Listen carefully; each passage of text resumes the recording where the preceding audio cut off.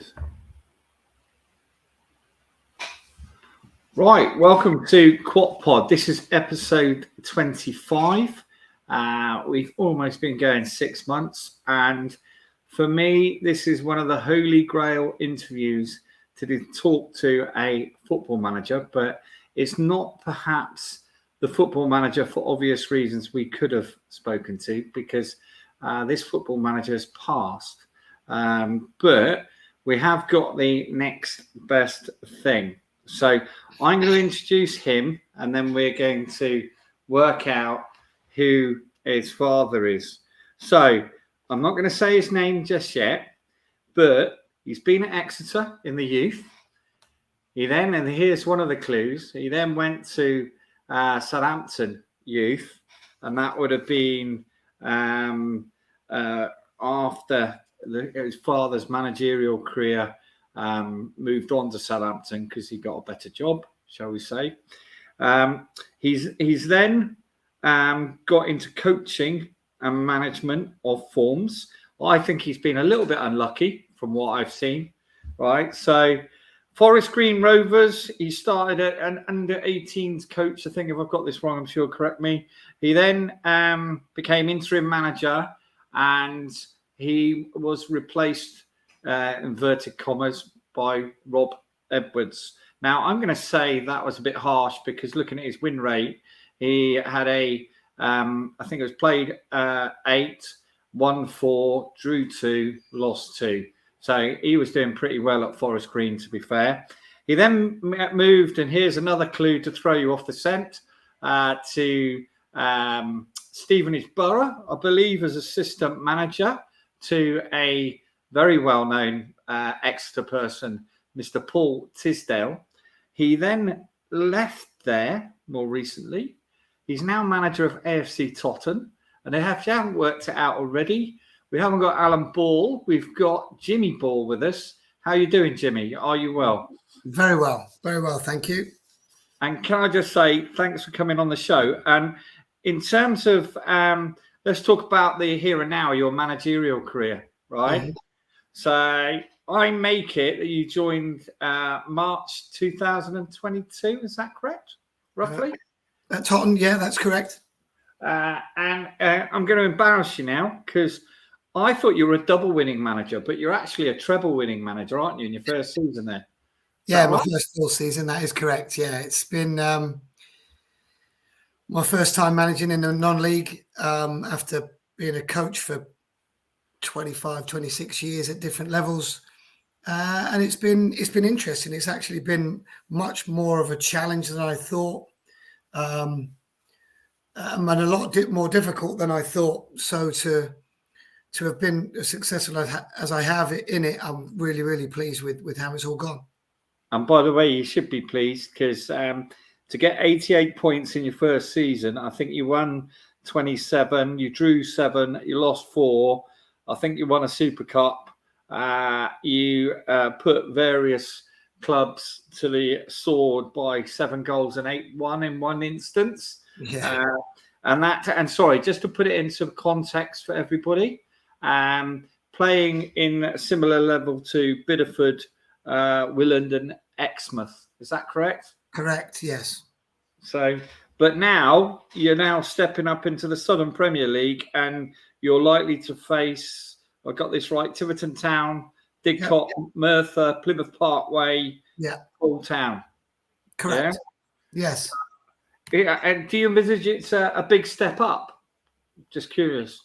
I think it's different from what I've watched. I luckily enough, we were comfortable winners of the league, so I could spend a bit of time towards the end of the season watching quite a few of the teams above. So I took that opportunity, and it's going to be a step up for sure, but different. I think more physical, more aggressive, but we're gonna approach it in the same manner. We're going to try to play. Obviously, you've got to be able to scrap and run, no matter what level you play at. But we're gonna try to play. From what I've seen, I think it's a quite an aggressive, quite physical league. So, but I'm sure we will be ready and capable. Yeah, I'm sure you will be. And looking at it, the club is in. I'm curious about its ownership, only because we talk about this on the podcast a little bit. I think it's owned by 3 or 4 people. Is that correct? Well, there's a board. There's a very small board, which is great for me as a manager, because there's not too much of managing up that I've got to do. And in all honesty, they've been fantastic since I walked in there, since we first spoke. If I'm being honest, once when me and Paul obviously lost our jobs at Stevenage, which, like you said, I thought was pretty harsh at the time. I still do. We were safe, we were comfortable, lowest budget in the league, and doing quite a good job, if I'm being honest. So, they approached me when I came out of Stevenage. I wasn't sure, but they've done everything they said they would do in their backing of me and how I wanted to do it, what I wanted to put in place to be the most professional non-league club that we could possibly be. They've backed me all the way, and I'm pleased that we were able to deliver for them. On the pitch, they're backing off the pitch. So, it's got big ambition. They have big ambition as a board. Yeah. And hopefully I can fulfill that for them, and it won't be through lack of trying.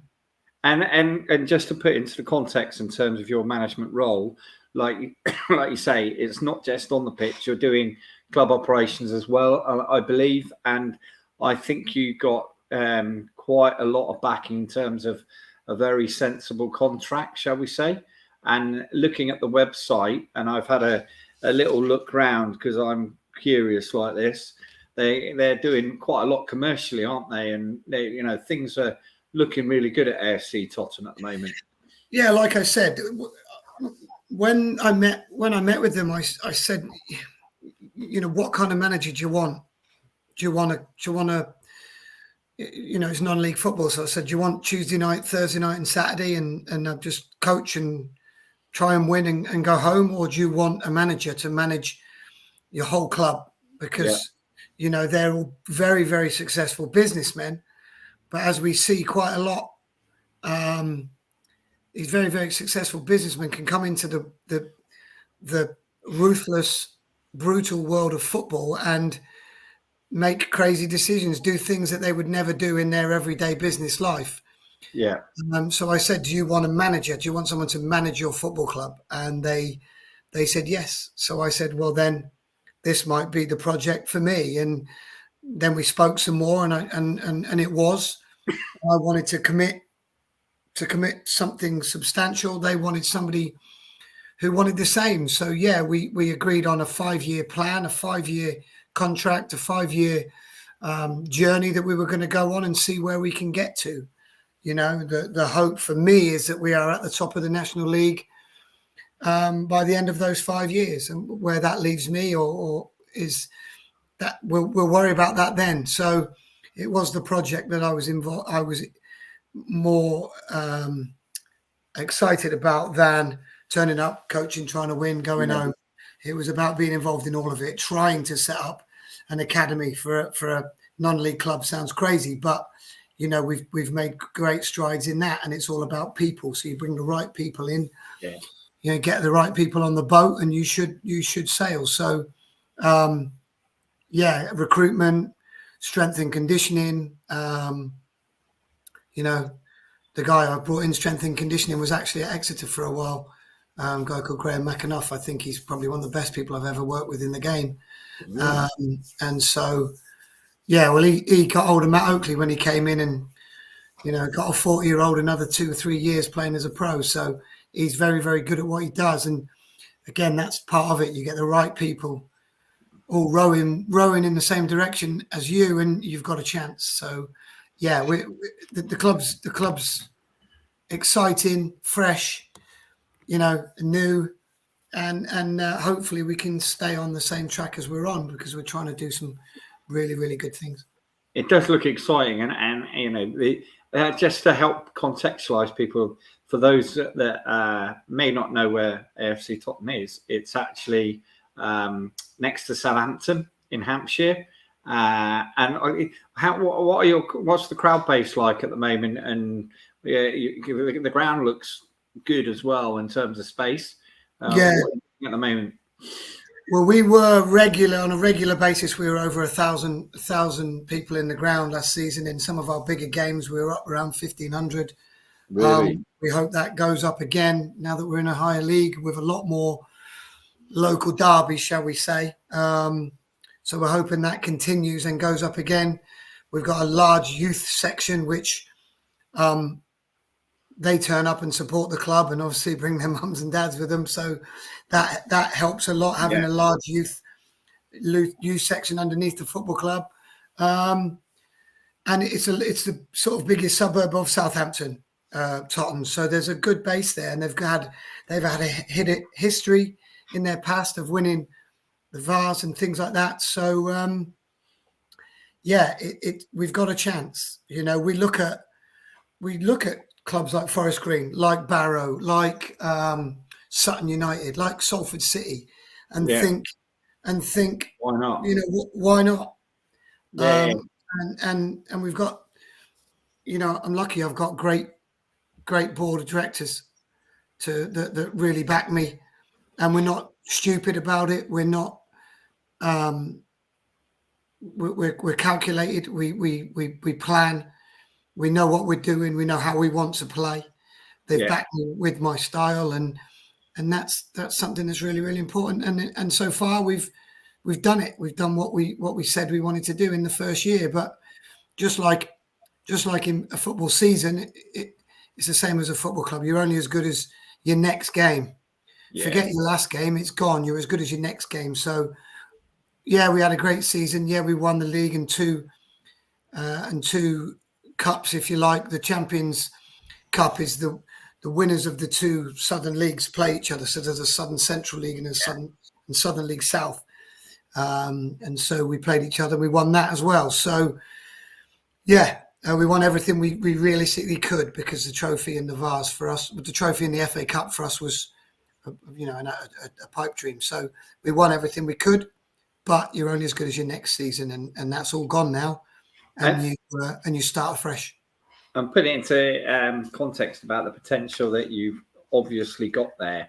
I live in Brackley, Northamptonshire, and Brackley Town. And for all my Brackley Town friends, I do go to games occasionally. Right? They are would, in the nicest way, dream to get that as a regular attendance, 1,500. And that's not being disrespectful to them, because they get 3,000 for their big games. But, there's certainly, based from what you're saying, loads of potential there. So, I can see that really working. So definitely going to watch it. Now, you didn't come into this with your eyes shut, did you? So, and you've also got some parallels with your father's career in terms of coaching, because I'm going to get some of this wrong, I'm sure. Pompey, Shelbourne, Puget Sound Gunners near Seattle, I think. Is that right?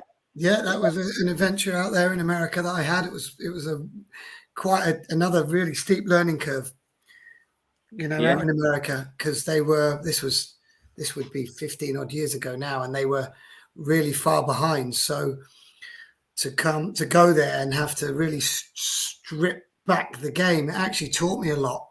It taught me a lot. It helped me a lot in my coaching and how to coach, really. You take it for granted. You coach players in England, and they have all the innate sort of subconscious understanding of how to do it. You don't have to tell them that when they're passing the ball, their plant foot has to be alongside it. Whereas when I went to America, they had no substance to their football. They had their shin pads outside their socks. We used to laugh about it, and so I had to really strip the game back to its absolute basics. And you know what? It probably taught me more about how to coach than anything I've ever done. Any of the badges and licenses I've ever done, and management diplomas and stuff, that taught me more about how to coach fundamentally than anything I've ever done. So it was a wonderful experience. We were out there for nearly 7 years, me and my young family. So it was fantastic. And a nice part of the world. I've got my best man lives in Seattle, so I've been over there. A nice part of the world. And like you say, in America, a bit of a fact you might find unusual, but Exeter City Supporters Trust have a share in FC Chattanooga due to an Exeter fan that's actually over there and working within the setup there in the background, doing similar stuff to you, but not on the coaching side. He's more commercial. And I can see, I mean, they're getting 10, 12,000 fans at games. It's really kicked off where they are. And obviously the World Cup's on its way to them in 3-4 years. It's going to be a real explosion in America. So I should have worn my Seattle Sounders top. But so I'm going to put a little bit of trivia in here. So there's a little bit of pressure on you being a manager, wasn't there? Because you had your dad, Alan Ball Jr., right? Clues in the name. And Alan Ball Sr., right? So you are the third manager of in a football league clubs. Is that right? Or fair to say? Correct. Yeah, correct. And I would say that's never been done before, because I haven't researched it, but nobody's ever been able to tell me that that's been done before. It may have been done in another country, maybe, I don't know, South America somewhere, but it has never. No one's been able to say that that's ever been done before. So that's something I'm immensely proud of. Where you come from, your stock, your family, my dad's dad was a massive, massive influence on my dad's life. Sadly, died far too young, and my father was a huge influence on me, and again, sadly, died too young. So, but to be the third generation to managing the Football League is extremely something I'm extremely proud of. And it's definitely in the blood, because for those that don't know, your grandfather, I believe, was a manager at Preston North End. Is that right? Yeah, Preston North End, Halifax. Yeah. Yeah, and like you say, tragically passed in a car accident in Cyprus, which is awful. Then obviously your father, which we know about, who I picked up on something doing my research, because you can tell I've done a bit of research. He passed in the back garden of a heart attack from trying to put out a fire in the garden, didn't he? Correct. Yes, he did. Yeah. So, which is eminently sad, can I say? And he picked that up today when I was finishing off what I was doing. Now, let's talk about what you've picked up, because there must have been a lot of pressure being the son of a World Cup winner, would you say, or not when you were younger? Really, really interesting, because I did a podcast with a guy called Phil Noon, who was a goalkeeper at Exeter with me in the youth team. He runs a mental health charity up in Liverpool, and I did a podcast with him, and it was a kind of watershed moment for me, really, because he said things to me that I'd never really thought about. So for me, if you asked me that question, I'd say no. Felt no pressure, never bothered me, never had any impact on me. I just played football and it was all fine. Brilliant. But in this podcast, having a conversation with him, who was watching me in that situation, he said, absolute rubbish. You were like this, and you were like this, and this happened, and I kind of went, well, yeah, you're right. Yeah, you're right. He said, and whenever no one was around, you were, this player. And whenever the gaffer came over or people were around, and, you were this player, and it completely affected you. And so you kind of, I'd never really thought about it, if I'm being honest. And he made me really think deeply about it during this talk we had. And, it suddenly dawned on me that he was right, and that I was acutely aware of the nepotism that everybody believed existed, apart from those who played with me and were around it. because I've spoken to them and they were like, no, you trust me, you never got any favours. You never got any special treatment whatsoever. Now, I know that, but it was the outside, what people thought from the outside. And yet, when I really thought about it deeply, I played football really conscious of it and quite petrified at times of not living up. And when you think about living up to someone like him, you look back and you think, well, that's ridiculous, because there hasn't been a player like him since, So for me to think that I could live up to him or play anywhere near his levels was ridiculous. But I think subconsciously that was always something that was in my mind. So, I genuinely don't think I felt it at the time, but looking back, it dawned on me that I did. But I wouldn't use that as an excuse. For me, I knew I could see football. Yes, I think this is the best way I can describe it. I could see football, and I knew I could. I could read the game. I could lead. I was extremely fit. My feet just weren't quite good enough to get the ball there, if you understand that. They just weren't quite good enough. And I've come to terms with that. It was hard at the time. He was the one who told me that. He was the one who said, look, you can do this, you can do this, you do this, but ultimately you're just not quite good enough. And, I respected him enough to accept it.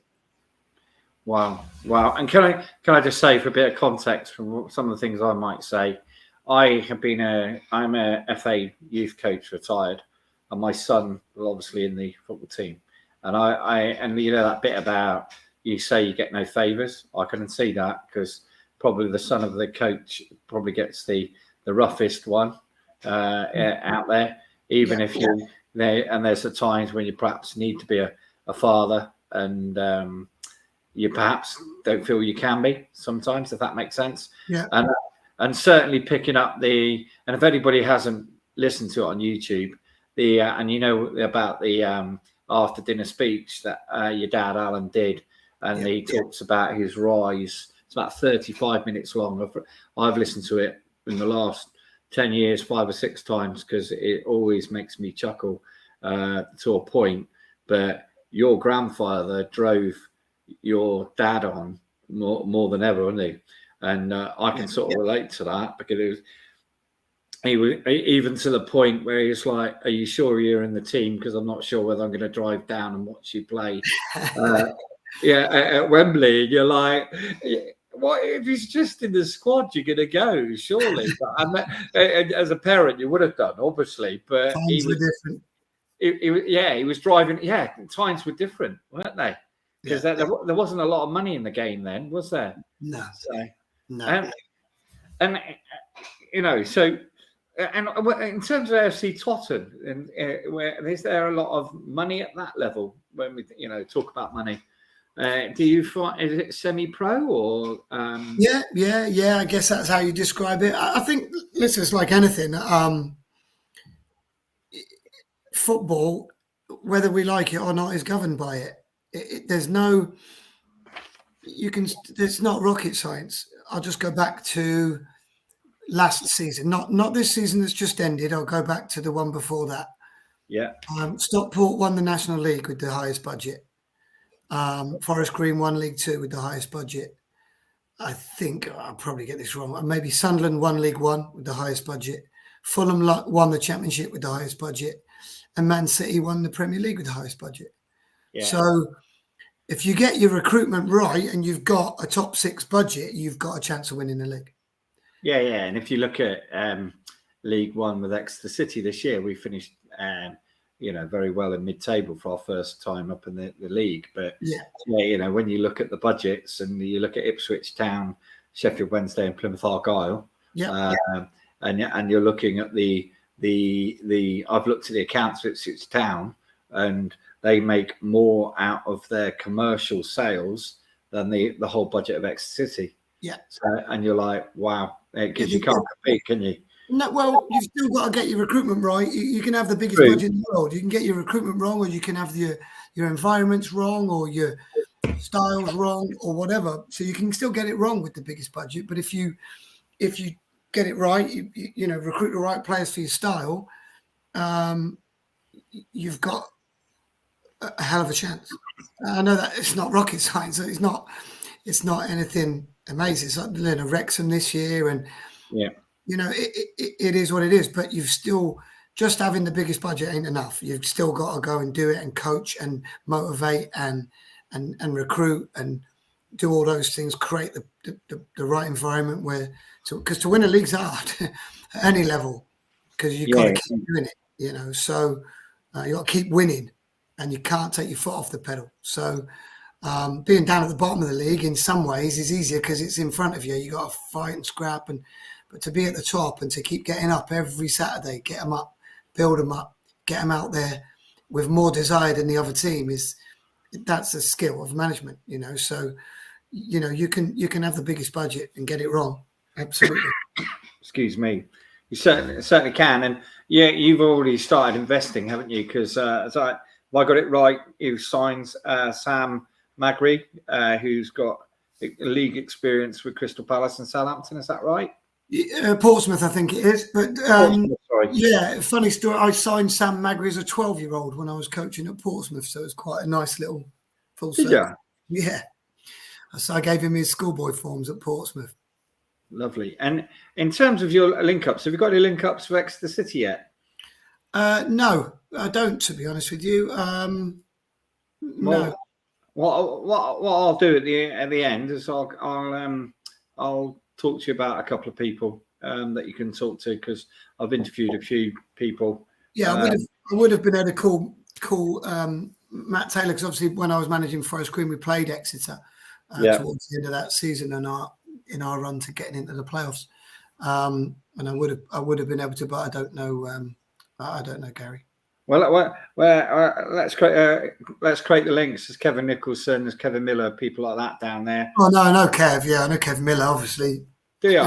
Yeah, know him really well. All right. Well, he's the goalkeeping coach now. Yeah, so, great guy.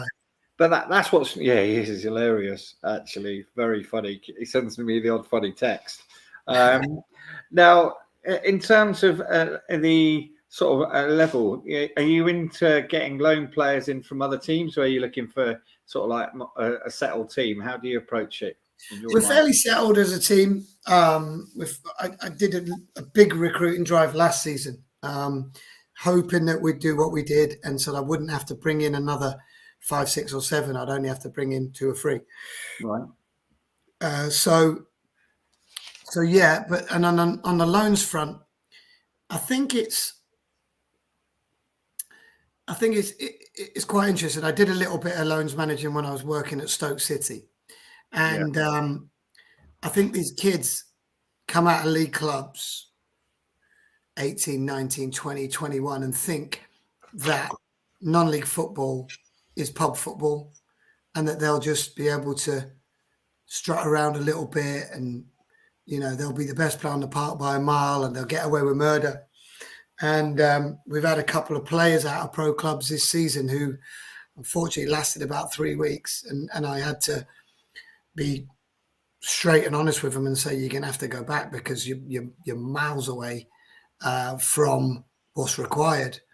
And it's nothing less than I experienced when I sent young players out at Stoke.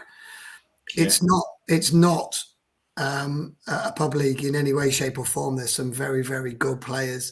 My centre forward from last season has got 350 league games, and he's playing at this level. So you've got, you know, I've got 2 midfield. I've got a midfield player who played 10 games for Bournemouth in League One.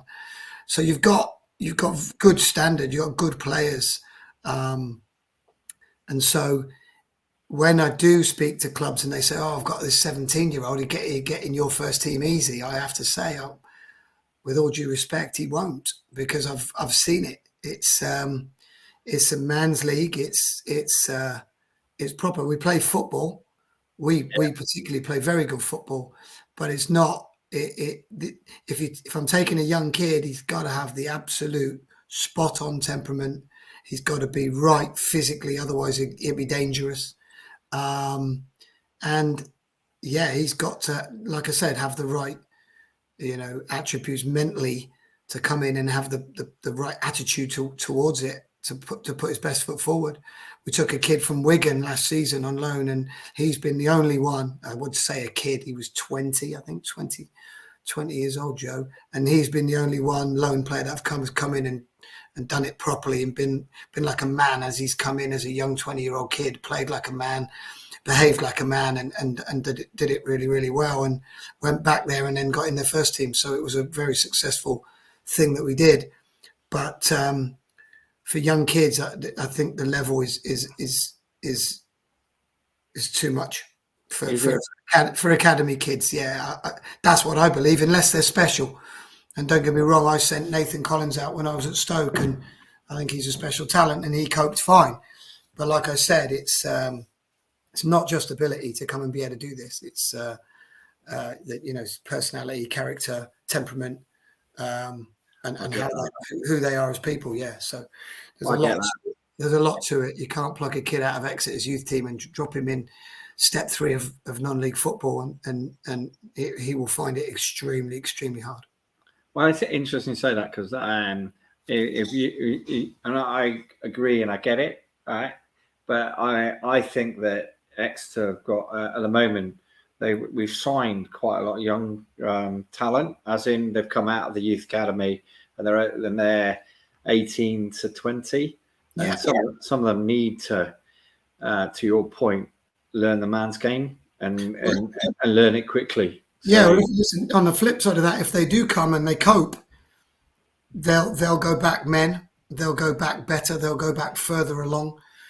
I've got my opinions about. I worked in a Cat 1 academy for 6 years, and I don't think it fundamentally works, because you're not preparing them for where they're going to go and play. Yeah. One kid out of a Cat 1 academy will go and play in the Premier League, and then there's 17 others in his age group that will play in League 2 if they're lucky. Yes. But the Cat 1 games and the Premier League 2 or whatever it's called, it does not prepare them at all for what they have to cope with in League 1, League 2. When I was at Forest Green, we got an agent pestered me to come and look at this player who was in a Cat 1 academy. We went to a 23s game, sat there, and he said, "What do you think?" I said, "Oh, he's amazing. He's what a footballer." I said, "However, this game looks nothing like we're playing Barrow on Saturday. The game I'm watching right now won't look anything like Forest Green Barrow. So I can't judge him. It's almost like watching another sport." Yeah. No, I get that. So let's go back to your times at Exeter. Yeah. You came. Obviously, the family moved down. You're in the youth setup. Can you mention one name I don't know? But was it Phil Noon? You said. Yeah, Phil Noon, goalkeeper, mad goalkeeper, Scouts. Yeah, great lad, fantastic goalkeeper, brave as a lion, daft as a brush. Brilliant, you love him. Who else was there at the time that have got? My youth team was I can name them all. My youth team was Gary Rice, Phil Lafferty, Ricey, Hutch. Myself and Anthony Thelby in the middle of the park. Martin Phillips on the left, Kevin Darch on the right, Richard Pears up front, Matt Harris up front. Who else would have been around then? Michael Brown, Toby Redwood. Wow. He's at Southampton now, isn't he? I'm going to forget someone and it's going to be bad. Fraggles. Yeah. Right. John Richardson. John Richardson, my God. Yeah, we were a good group, to be fair, and we all look upon it. We had a bit of a reunion last year, and we all look upon it and as the best years of our lives. To be honest with you, Raddy was our coach. He was fantastic. We were all there at the Cat and Fiddle, not like it is now. I was going to say, have you seen it now? I've been there. Yeah, have you been? Not like it is now, where we're all together. We were training in and around the first team most days. Yeah. You had characters in around the first team, unbelievable. Jeppo, Ronnie Danny Jep. Bailey, Damn. Scott Hiley, Kev Miller, John Hodge, John Brown, Pete Whiston, Stuart Storer. My God. Steve Moran, flipping one of the best finishers I've ever seen in my life. He did play for England, though, didn't he? Steve Moran. Russell Coughlin. Russell. And then there was Alan Tong, Dave Cooper. You were with Tongy, were you? Andy Harris. Yeah, Andy Harris. Wonderful. Just absolutely wonderful times. Great people. It was so raw, a guy called Stuart Dorr who was on the board. He was bombing around. He was bombing around the training ground. He was hilarious. Just great people, truly great people. Mick Chapman was a physio. Honestly, I can't tell you how fondly I look back on it. And I'll tell you, my dad did exactly the same. He said they were the happiest times of his whole time in football management. It was just the happiest time. Just a wonderful club, wonderful people, beautiful place. Look, I only look back on it with just real enjoyment and pleasure. It brings a smile to my face, and I know it did the same with him. Wow. Yeah. And by the way, and I know, and this is a bit where we get to celebrate some of your dad, right? Never lost to Plymouth Derby. Did you know that? You knew that. Yeah. He signed Martin Phillips when he moved to Manchester City, didn't he? He did, yeah. For 600,000, I think, which was desperately needed money at the time. And it was justified though. Like I was sort of just getting into coaching at the time, and Buster, he played about 6 or 7 games. There was a game at Old Trafford that he played against Man United, and Gary Neville still have nightmares about it. He absolutely twisted him up. He murdered him. It was justified. He didn't do it as a favour to Exeter. Buster deserved it. He was that good. Yeah, no, he was good. He was good. And, who can forget the goal he scored against Fulham, which was top bins from distance, which at the time we thought it was going to be our last game of the club, I think, from memory. I don't remember that as a youth team. I don't think his legs were strong enough to shoot from distance, Buster. He was like a rake. Yeah, you're right. So other memories. I'm going to tell you something about your dad. Right? He won a game at Rotherham away, and it was something like, I'm going to exaggerate and do a Yatesism. There were about 4 goals scored in about 4 minutes at the end of the game, and Exeter ended up winning, and he threw his cap into the away end.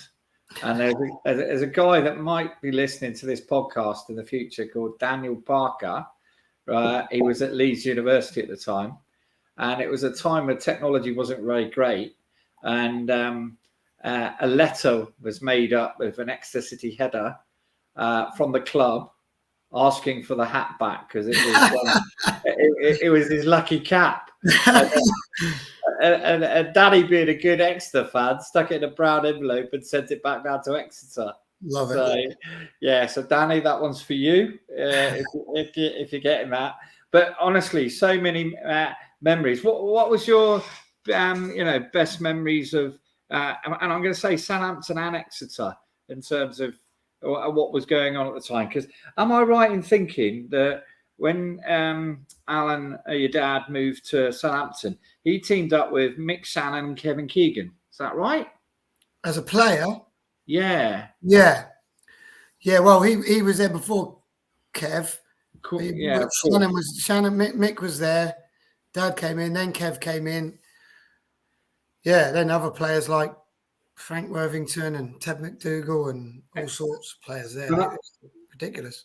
And sorry, that was as a player. And the bit that I was going to really pick out, which I didn't realise, he improved Matt Letizier's career, didn't he? And also signed Bruce Grobbelaar. Signed Bruce, yeah. Right. Tiz probably improved his career. I just think sometimes.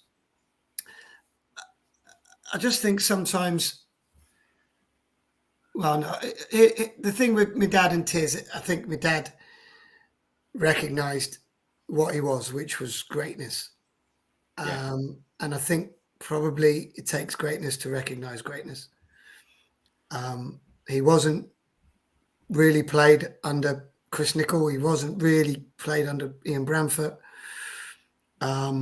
They wanted him to do things that, why would you want him to do those things? His skill was winning games of football with absolute genius, so why would you want him back in your own half? And I think my dad just recognised that and said, go play, you are that good. And I was fortunate enough to be around that his first day at Southampton, and I remember it vividly. Tiz has spoke about it quite a lot. He just said to him, if you want to stay up, because I think they were 6 points adrift. Yeah, they were. I don't think anyone had stayed up being bottom at Christmas. I think there were 6 points adrift. They did a big first game was Newcastle away, who were top and flying under Kev.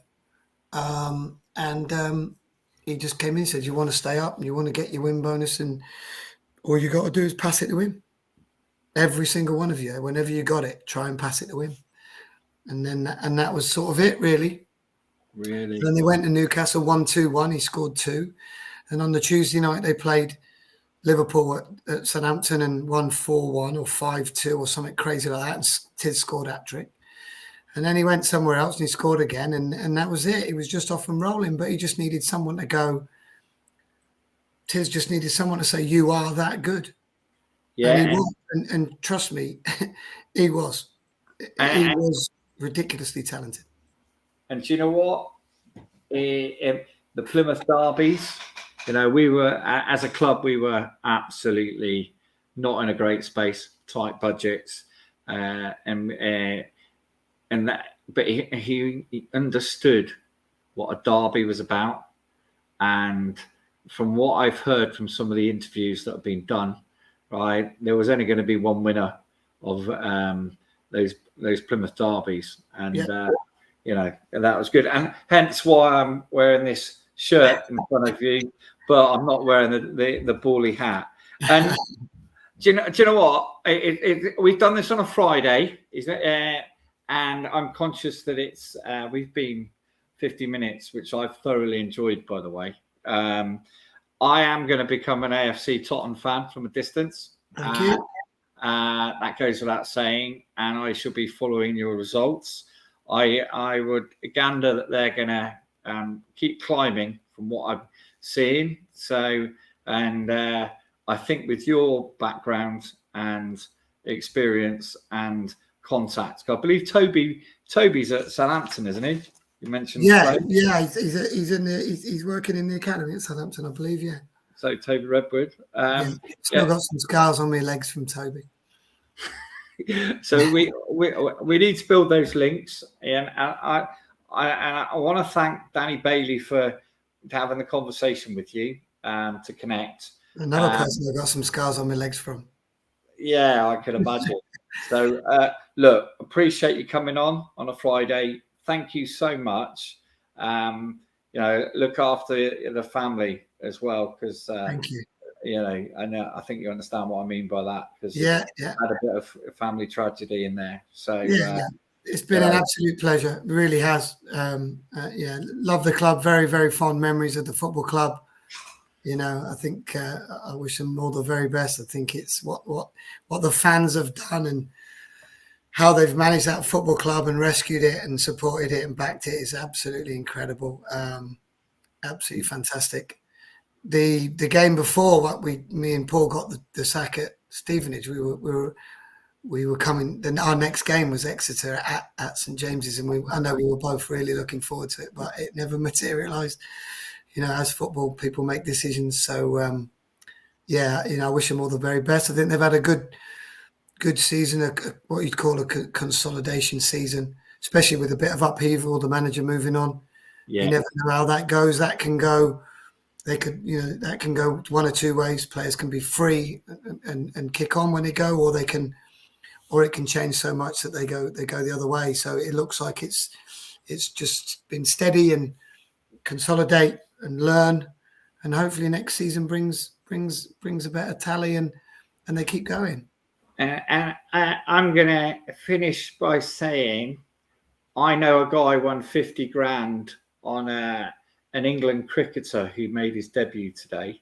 And I think I might be going to the bookies and putting on a little bet of a certain person being a future Exeter City manager potentially. And I'm not going to say a name. I'm going to leave it for everybody to work out. So because you never know in this world. So, but we hope to play AFC Totton in the Cup. That'll be really cool now. The first round of the FA Cup, it will be on the list. Yeah. Perfect. Yeah, I love that. Thank you. Enjoy your weekend, yeah? Thanks, Alan. You take care of yourself. Take care. See you later. See you. Bye-bye. Thanks for coming on.